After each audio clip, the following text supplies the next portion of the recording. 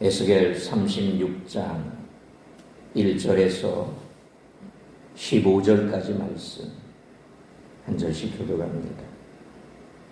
인자야, 너는 이스라엘 산들에게 예언하여 이르기를, 이스라엘 산들아, 여호와의 말씀을 들으라.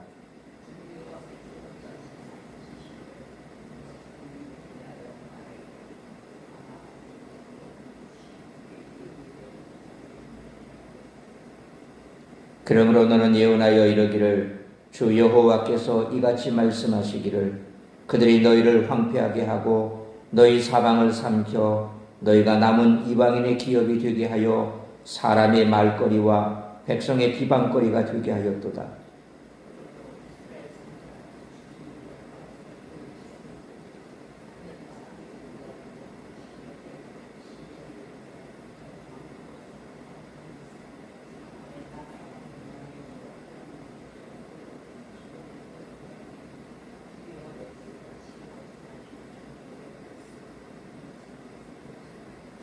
주 여호와께서 이같이 말씀하시기를, 내가 진실로 내 맹렬한 질투로 남아있는 이방인과 에돔 온 땅을 쳐서 말하려노니, 이는 그들이 심히 즐거워하는 마음과 멸시하는 심령으로 내 땅을 빼앗아 노략하여 자기 소유를 삼았습니다.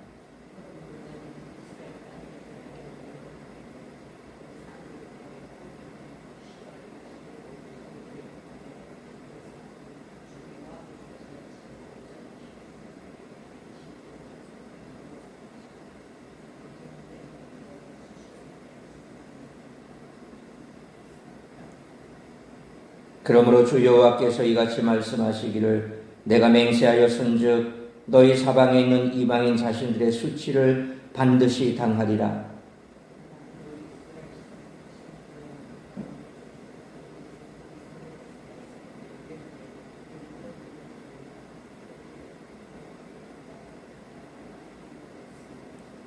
내가 돌이켜 너희와 함께 하리니 사람이 너희를 갈고 심을 것이며,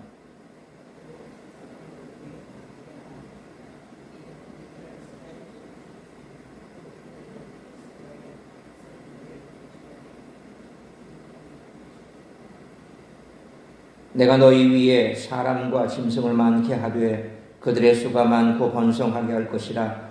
너희 전 지위대로 사람이 거주하게 하여 너희를 처음보다 낮게 대우하리니 내가 여호와인 줄을 너희가 알리라.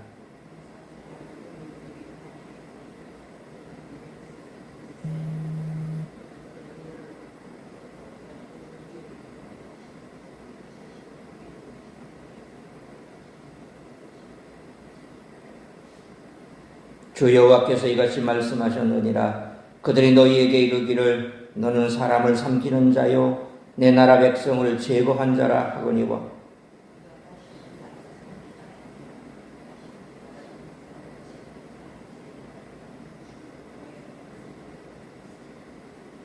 15절 같이 있습니다. 내가 또 너를 여러 나라의 수치를 듣지 아니하게 하며 만민의 비방을 다시 받지 아니하게 하며 내 나라 백성을 다시 넘어뜨리지 아니하게 하리라. 주 여호와의 말씀이니라 하셨다 하라. 아멘. 오늘 본문은 땅, 영토의 회복을 다루는 핵심 본문입니다. 앞선 35장이 이스라엘의 영토를 침탈하고 약탈했던 세일산, 에돔에 대한 여호와의 맹렬한 심판을 선고했다면, 오늘 본문은 이스라엘 산들을 향해 영광스러운 구원과 재창조를 선포하십니다. 다시 말해서 35장의 에돔 심판과 오늘 본문 36장의 이스라엘 산들의 회복은 범죄자에 대한 형벌과 희생자에 대한 구원이라는 완벽한 구조적 대칭을 이룹니다.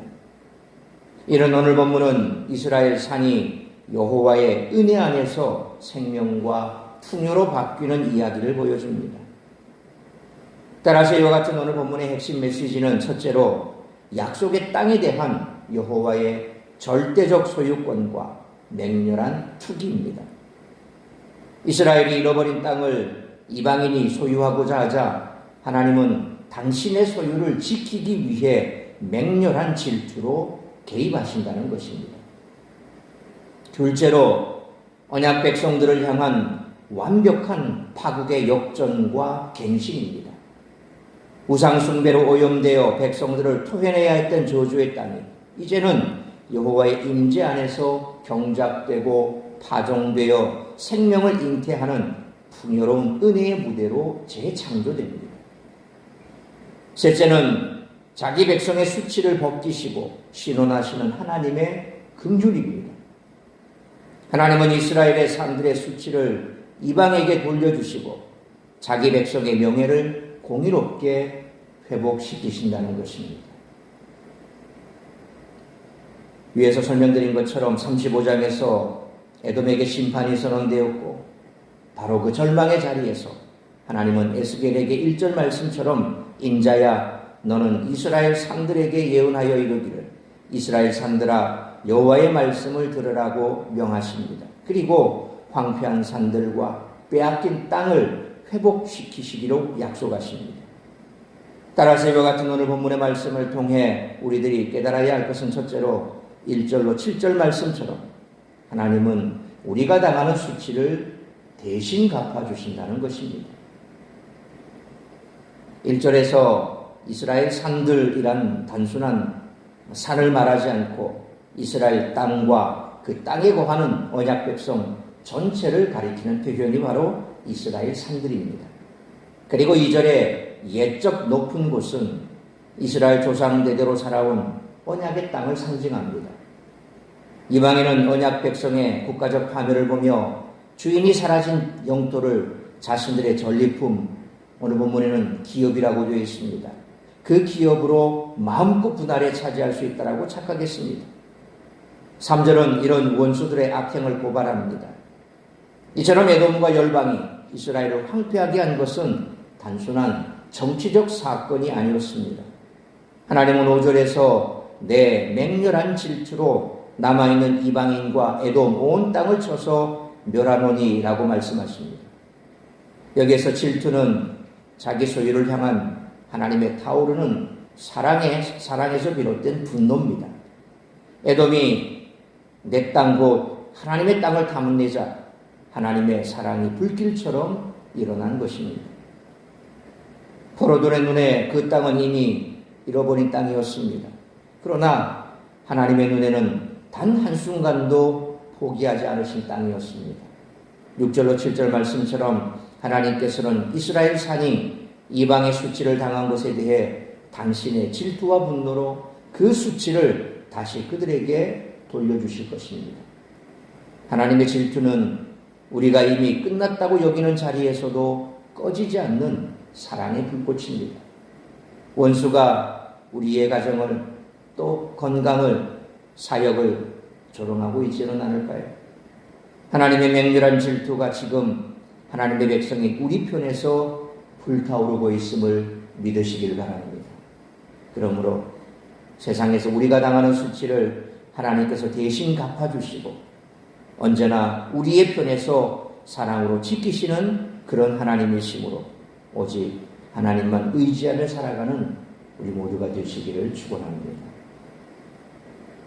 두 번째로 8절로 12절 말씀처럼 하나님이 돌이키실 때 황무지가 생명의 땅이 된다는 것입니다. 7절까지 심판 선언이 끝나고 이제 8절에서부터 분위기가 바뀝니다. 그러나 라는 말씀으로 시작되는 이 8절 이후에 나타나는 하나님이 회복하시는 역사가 펼쳐진다는 것입니다.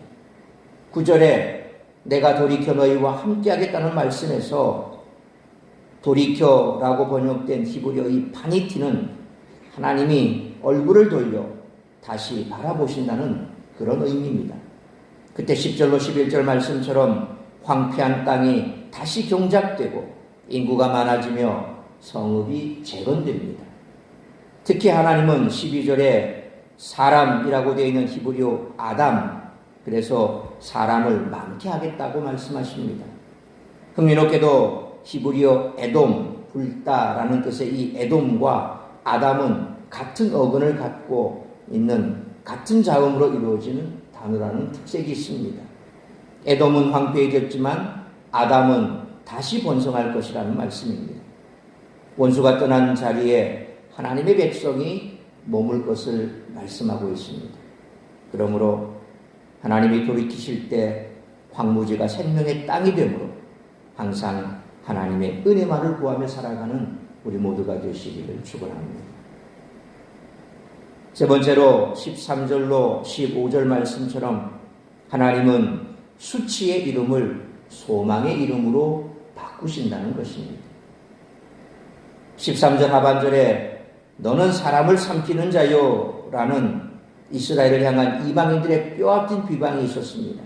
이것은 민수기 13장 32절에 정탐한 땅은 그 거주민을 삼키는 땅이요 라는 가나안 정탐꾼들의 부정적인 보고에서 비롯된 말이었고 포로기를 겹치며 열방의 조롱으로 굳어진 오명이었습니다. 약속의 땅에서 번번이 패망한 이스라엘의 역사가 그 비방의 근거로 사용되었던 것입니다. 그러나 하나님은 14절로 15절에 네가 다시는 사람을 삼키지 아니하며 다시는 내 나라 백성을 제거하지 아니하리라. 내가 또 너를 여러 나라의 수치를 듣지 아니하게 하며 라는 말씀처럼 이 오명을 직접 거두십니다. 수치의 이름은 오직 하나님의 말씀으로만 지울 수 있습니다.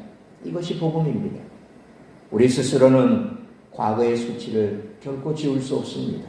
그러나 로마서 8장 33절 상반절에 누가 능히 하나님께서 택하신 자들을 고발하리요 라는 말씀처럼 예수 그리스도는 십자가 위에서 우리의 모든 수치와 정죄를 몸소 당하셨습니다. 원수가 부르는 수치 이름은 하나님 앞에서 힘을 잃고 소망의 이름으로 바뀌는 줄 믿으시길 바랍니다. 그러므로 수치의 이름을 소망의 이름으로 바꾸시는 하나님께 온전히 순종하는 삶을 살아가는 우리 모두가 되시기를 축원합니다. 사랑하는 성도 여러분, 원수가 조롱하는 바로 그 자리에서 하나님은 맹렬한 질투로 그 땅을 돌이키시고 회복의 역사를 허락하십니다. 지금 여러분의 삶에 황폐한 자리가 있습니까? 관계가 무너진 자리, 건강이 쇠약해진 자리, 꿈을 빼앗긴 자리가 있습니까? 하나님이 그 자리를 내 것이라 부르시며 여전히 붙들고 계시는 줄 믿으시길 바랍니다. 그러므로 황폐해 보이는 삶의 자리를 하나님 앞에 내어놓고 우리와 함께 하시겠다는 하나님의 약속을 선포하며 수치의 이름을 소망의 이름으로 바꾸시는 하나님께 온전히 순종하며 하나님만을 바라보는 삶을 살아가는 우리 모두가 되시길 주님의 이름으로 축원합니다. 기도하겠습니다. 걸어가신 아버지 하나님 은혜와 사랑을 감사합니다. 오늘도 이 새벽을 깨워 말씀으로 예배로 하루를 시작하게 하시니 감사합니다. 오늘 주신 말씀처럼 우리가 이 땅 가운데 살아가면서 여러 가지 많은 어려움을 당하고 고난이 있고 그래서 때로 원수 마귀는 우리가 이처럼 세상 가운데에서 힘들어하고 지쳐 쓰러져 하나님으로부터 점점 멀어질 때 미소를 짓고 있습니다. 그러나 오늘 말씀을 우리가 가슴에 새겨야 할 것은 우리의 삶이 무너진 자리, 내 건강이 잃어버린 자리, 내 삶의 여러 가지 많은 어려움으로 고통스러워하는 그 자리에서조차도 하나님은 함께 계신다는 사실을 잊어서는 안 될 것입니다. 우리가 이처럼 수치의 이름이 소망의 이름으로 바뀌게 하시는 그 하나님을 믿고 의지하는 한 하나님은 결코 우리를 떠나지 않으시고 때로는 우리가 하나님의 손을 놓은 것 같지만 그 순간에도 하나님은 여전히 우리 손을 붙들고 계시기에 우리는 결코 멸망할 자들이 아니라는 사실입니다. 이런 믿음으로 오늘 이 한 날도 혹연의 삶 가운데 찾아온 알 수 없는 여러 가지 많은 어려움과 또한 내 삶이 건강을 잃어 무너져버린 그 자리에서조차도 하나님 앞에 기도하고 간구하며 하나님의 은혜와 긍휼을 구할 때에 하나님께서 다시금 우리를 회복시켜 주실 줄 믿습니다. 이런 믿음으로 오늘도 승리하는 우리 성도들 되게 하여 주옵시고 특별히 건강 잃어버려 힘들어하는 성도들 사랑하는 우리 배국자 권사님 주께서 붙드시고 또 우리 성도들 가운데 여러 가지 삶의 어려움으로 지쳐있는 성도들 끝까지 하나님만을 바라보며 하나님의 얼굴을 구하고 하나님의 긍휼과 은혜를 붙들 때에 하나님께서 때가 되매 우리를 다시금 회복시켜 주실 줄 믿습니다. 오늘도 이런 믿음으로 넉넉히 승리하는 우리 성도들 되게 하여 주옵시고, 오늘 이 한 날도 나를 통하여 이루고자 하시는 하나님의 뜻을 이루기 위해 달려가는 복된 한 날, 승리하는 한 날이 될 수 있기를 간절히 빌고 소원하오며, 이 모든 말씀 우리 구주 예수 그리스도의 이름으로 기도하옵나이다. 아멘.